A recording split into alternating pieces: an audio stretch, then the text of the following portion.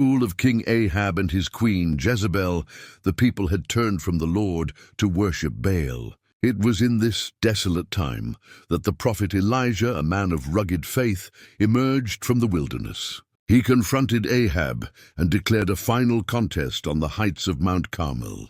All of Israel gathered, a sea of weary faces watching as 450 prophets of Baal assembled on one side, and Elijah stood alone on the other.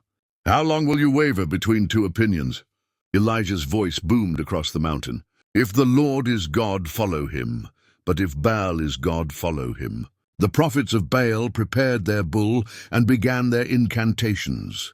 From morning until noon they danced and cried, "O Baal, answer us!" But there was only silence, broken by the wind whistling over the barren mountain. At midday, Elijah began to mock them.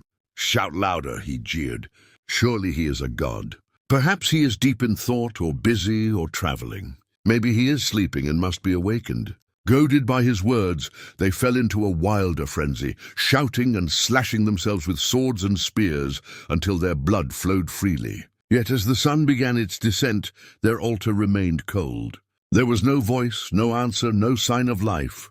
Then Elijah called the people to him. With a solemn calm, he took 12 stones, one for each tribe of Israel, and repaired the broken altar of the Lord. He dug a trench around it and laid the wood and the offering. Then in an act of staggering faith amidst a drought, he commanded, "Fill 4 large jars with water and pour it on the offering and on the wood." They obeyed.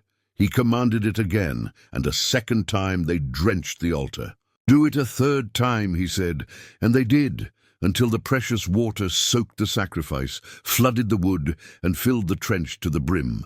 As the evening light cast long shadows, Elijah stepped forward and prayed, "Lord God of Abraham, Isaac, and Israel, let it be known today that you are God in Israel, and that I am your servant. Answer me, Lord, answer me, so these people will know that you, Lord, are God, and that you are turning their hearts back again."